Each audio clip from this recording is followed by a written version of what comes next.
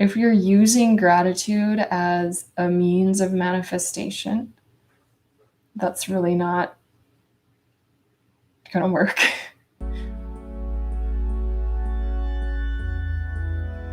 I was recently speaking to a friend who talked about gratitude and manifestation and how we learn that the more grateful we are, the more we're in manifestation mode.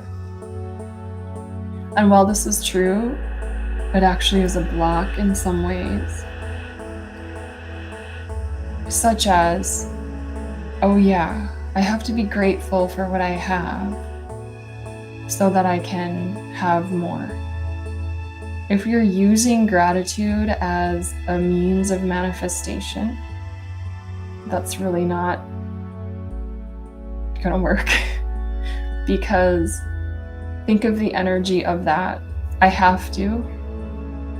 I need to. It's almost the same as I should. I should be. If you're saying should, or even if you aren't saying it, but you're using the state of gratitude to get something, it has that energy of should. And anytime you're saying should, there's a shame that goes along with it. This is why we don't should ourselves, because we don't shame ourselves. And we do shame ourselves all too often. And that's just the reality. So when you're feeling grateful, feel grateful and let that happen. An example is I really wanted to go over to the beach a couple doors down and just kind of, I really like to just walk on it to clear my head. I don't have, that's my nature. I have this yard here, but it's full of people and there's a highway, so it's not as peaceful. The beach is much more peaceful. And so it was, I think, must have been Sunday night, and John, my husband, and I walked down there, and I'm like, is that a turtle? There was something on the beach. I didn't know what it was. But I'm like, it doesn't really look like a turtle. It looks too gray or something for a turtle. It just doesn't quite have that. Maybe it was, I could tell it wasn't that hard. I don't know. But we get closer and we're still like, what is that? Just it doesn't really look like a log, really. It doesn't really look like a turtle, but it's something. What is that? And we get a little bit closer and then it lifts its head up. And it's a monk seal, one of the most endangered animals in the entire planet. And the feeling that washed over me, it was, I can't even explain it. I'm like, must be what unconditional love is. Because it is just like the lightest, happiest, freest, most grateful feeling I ever feel, honestly. And it's just I don't know what magic they carry, but it's huge. And it just, oh God, that's the kind of gratitude that we go for, not the kind we conjure up and make ourselves have, because that's just lying to ourselves. And there's a big difference between forcing gratitude and being grateful. So just want to kind of point that out. Now, that isn't to say that practicing doesn't help.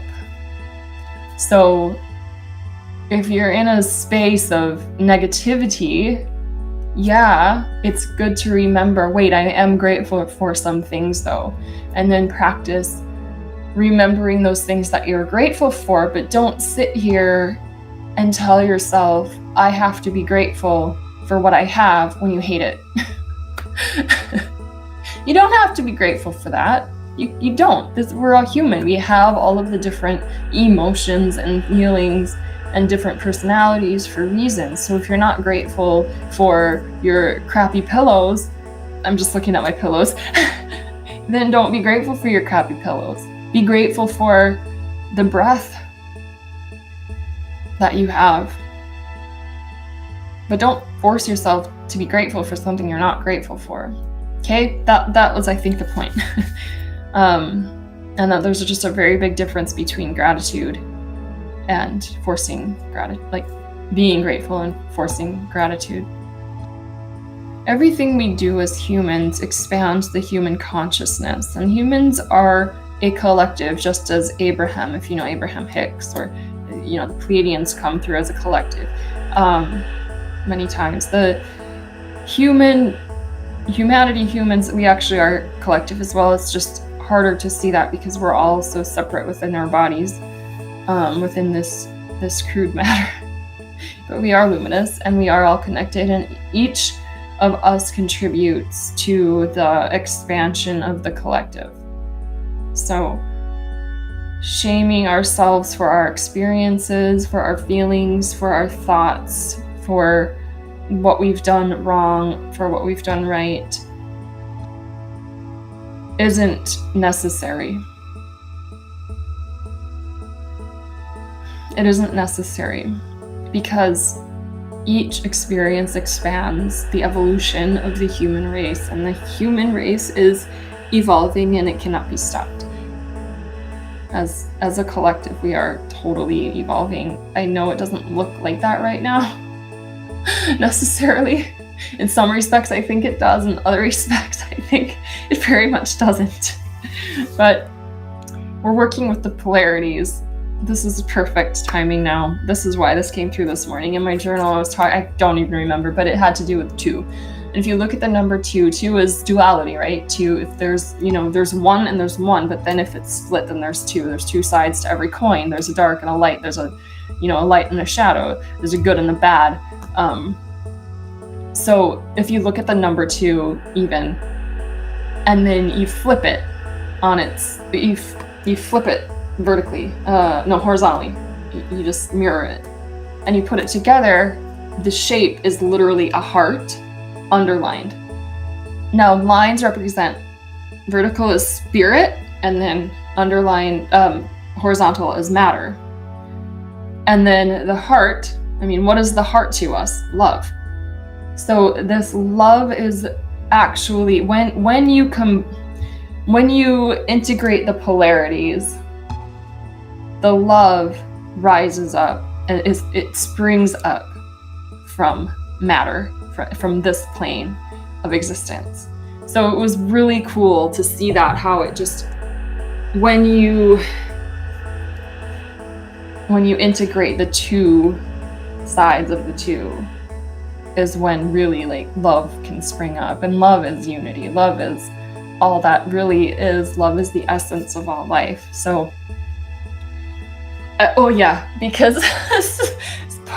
because part of it is humans are totally evolving. We're becoming more, aware of things, and more supportive of all beings and each other. And we're, lots of people are working to to clean up the planet and protect those endangered species. And then some people are getting so angry, and all of the really tough aspects of it, other than angry, obviously fearful, greedy, the whole, oh my gosh, judgy. There's so much judgment happening at the same time, and it's just here's one half of the 2, and then here's the other flipped half of the 2, and we just need to integrate, because whatever bothers us, we haven't integrated. That's really it. That's really it. We just haven't integrated whatever's bothering us. It's shadow work. Been doing a lot of shadow work lately, so yeah. But we can't integrate what we don't allow, accept, and see. So a lot of these aspects have been hidden within us, and then something bothers us, and it just, it hurts. It hurts, right? Because I didn't want to hear that about myself either.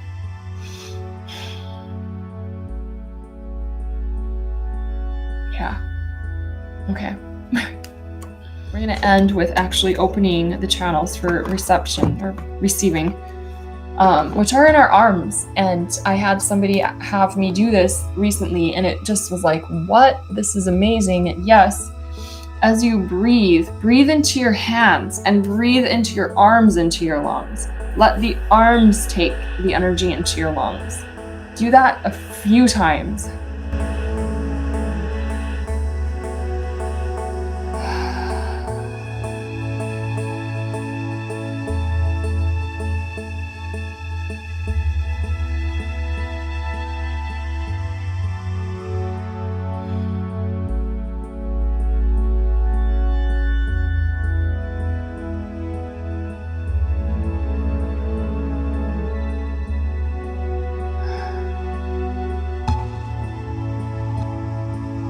And feel that love that you're receiving with every breath. Satnam, thank you so much.